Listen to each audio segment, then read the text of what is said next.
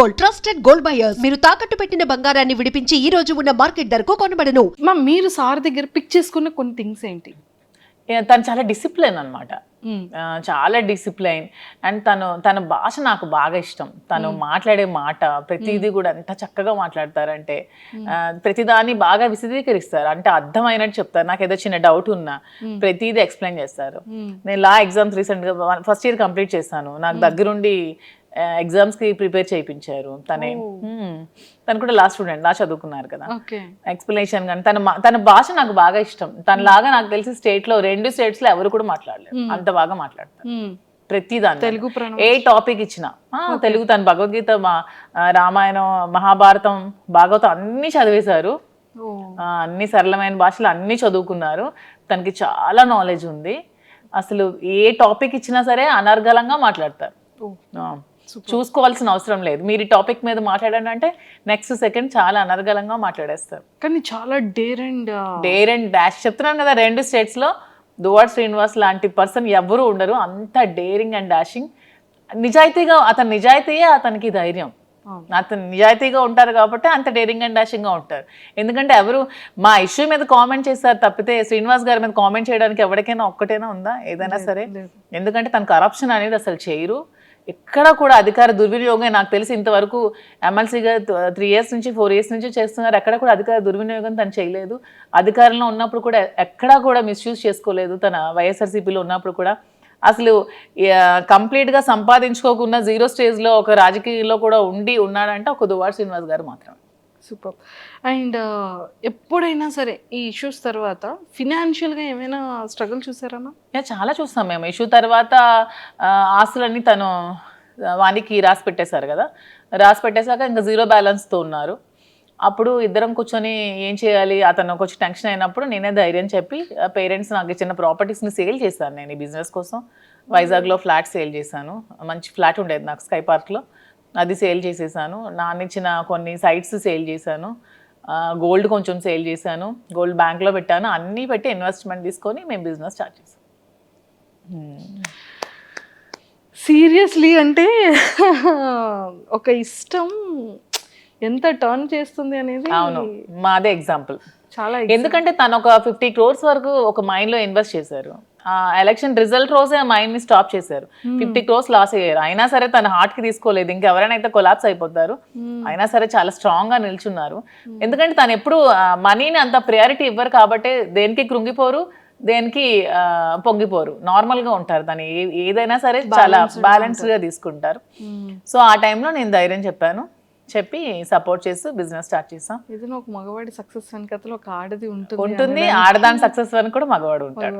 ఇద్దరికి బ్యాలెన్సింగ్ గా ఉంటుంది. సూపర్. అండ్ ఇప్పుడు ఎలా ఉంది మ్యామ్? అంటే ఇప్పుడు ఫినాన్షియల్ గా బాగానే ఉన్నాం.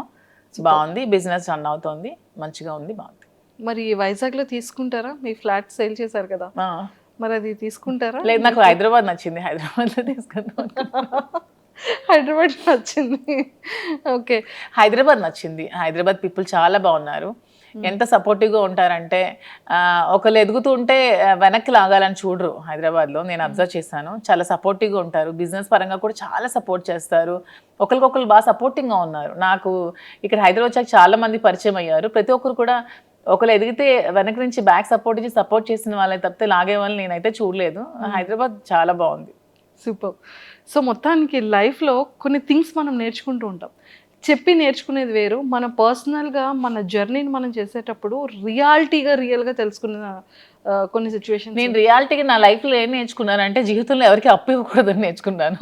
అయ్యో, నేను బిజినెస్ పెట్టకముందు చాలా మందికి అమౌంట్ ఎవరు అడిగితే వాళ్ళకి చాలా మందికి అప్పులు ఇచ్చాను. చాలా మందికి ఎవరు కూడా రిటర్న్ ఇవ్వలేదు. తిరిగి మన ఒక ఫ్రెండ్స్కి ఇద్దరు బాగున్నప్పుడు అప్పించామంటే ఫ్రెండ్షిప్ని కోల్పోయిన వాళ్ళం అవుతాం. డబ్బులు అప్పించామంటే రిలేషన్షిప్ కంప్లీట్గా రూయిన్ అయిపోతుంది. అడిగితే శత్రువులు అవుతున్నాం, అడిగితే తిడతారు తిరిగి మనకి. సో ఫ్రెండ్స్ మధ్యలో ఎప్పుడు కూడా మనం ఇస్తే ఫ్రీగా ఇవ్వాలి తప్ప అప్పు అనేది అస్సలు ఇవ్వకూడదు.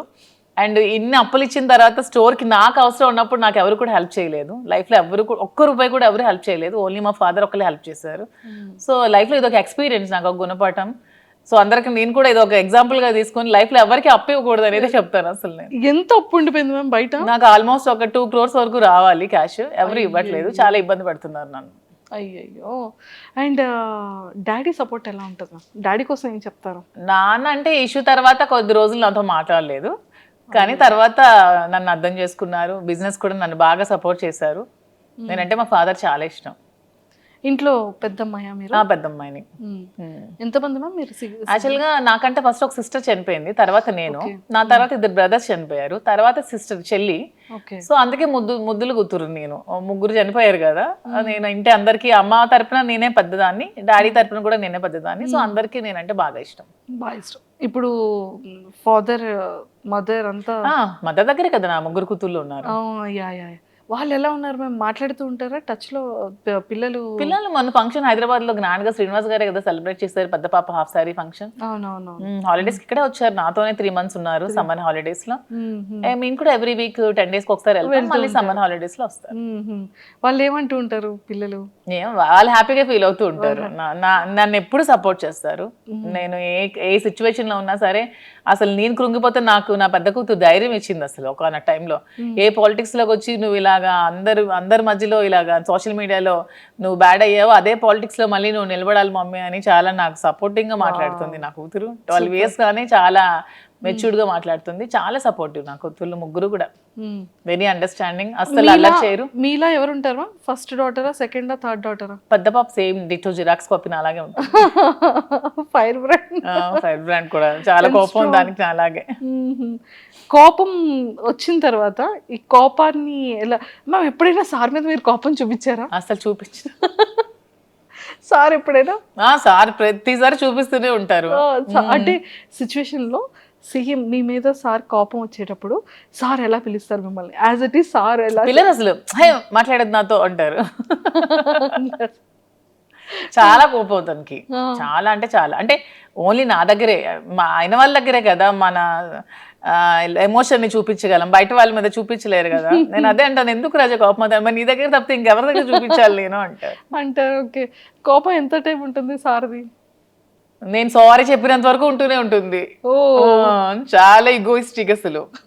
నేను సారీ చెప్తే కూల్ అవుతారు, నేను ఒక సారీ చెప్తే మళ్ళీ రిటర్న్ 100 సారీస్ అయినా చెప్తారు, కానీ ఫస్ట్ సారీ నేనే చెప్పాలి. ఫస్ట్ సారీ మీ సైడ్ నుంచి.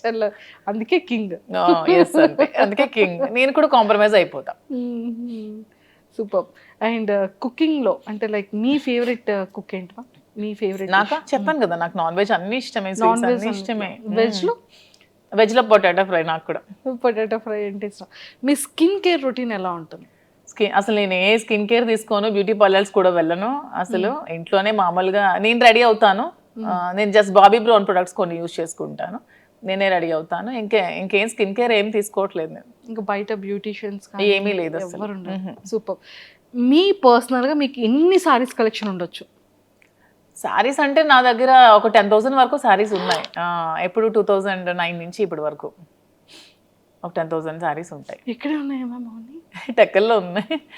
ఒక మొత్తం ఒక హౌస్ అంతా సారీస్ ఉంటాయి మొత్తం. ఎప్పుడు వెళ్తారు చెప్పండి, కెమెరా తీసుకుని వచ్చి ఒకసారి సారీస్ టూర్ చేయండి. సారీస్ చాలా ఎక్కువ కలెక్షన్స్ ఉంటాయి, బాగా ఇష్టం సారీస్. అంటే శ్రీనివాస్ గారికి అసలు డ్రెస్సెస్ వేసుకుంటే అస్సలు నచ్చదు. అసలు తను ఎప్పుడు శారీసే కట్టుకోమంటారు, అస్సలు డ్రెస్ ప్రిఫర్ చేయరు అతను. ఆల్మోస్ట్ శారీసే. సో అందుకే ఎక్కువ శారీస్ బాగా ఉంటాయి. సూపర్. అండ్ ఇక్కడ హైదరాబాద్ లో ఇప్పుడు ఇంట్లో ఎన్ని ఉన్నాయి మ్యామ్ సారీస్? ఇక్కడ కొన్ని తక్కువే ఉంటాయి, ఆల్మోస్ట్ ఉంటే 1,000 వరకు ఉంటాయి. 1000 ఉంటాయా? 1000 ఎక్కువే కదా. అంటే 10,000 ఉన్న సారీస్ దగ్గర 1000 ఎక్కడ కనిపిస్తాయి? అంటే సారీస్ మీద మీ per month investment store start చేయకముందు ఎలా ఉండేది? స్టార్ట్ చేయకముందు ఎక్కువ ఉండేది బాగా. నేను ఆల్మోస్ట్ ఎక్కువ అమౌంట్ నేను సారీస్ కోసమే స్పెండ్ చేసేదాన్ని. గోల్డ్ కన్నా సారీస్ మీదే పెట్టేదాన్ని అసలు. అంటే ఎంత మంత్లీ మంత్లీ ఒక 2 lakhs వరకు నేను సారీస్ కొనుక్కునేదాన్ని. అలాగా సారీస్ మీద ఎక్కువ ఇంట్రెస్ట్. శ్రీనివాస్ గారికి గోల్డ్ మీద ఇంట్రెస్ట్. అంటే బ్రెయిన్ ఉన్న వాళ్ళు గోల్డ్ కొట్టారు, బ్రెయిన్ లేని వాళ్ళు అలా సారీస్ కొట్టారు. ప్యాషన్ ఉన్న వాళ్ళు డ్రెస్సెస్ కొట్టారు. బ్రెయిన్ లేదు అనుకుంటారు. అప్పుడు మళ్ళీ బెండకాయ తినాలంటారు. వద్దు, మనం అసలుకే potato batch. Super. So sweets లో మీరు బాగా అంటే లైక్ సున్నుండ, కేసరి కాకుండా ఇంకేమైనా నాకు సున్నుండ ఇష్టం ఉండదు అసలు, నేను తిన్న అసలు. ఓన్లీ నాకు కాజా ఇష్టం స్వీట్ లో బాగా. సూపర్.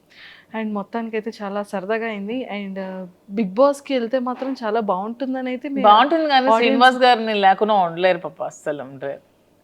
డే షెడ్యూల్ అంతా చూసుకోవాలి. ఒక్కరే ఎలా ఉంటారు నేను లేకుండా? తనకి ఎవరు లేరు కదా నేను తప్ప, దాని ఒక్కరు ఎలా ఉంటారు, అందుకే వెళ్ళట్లేదు.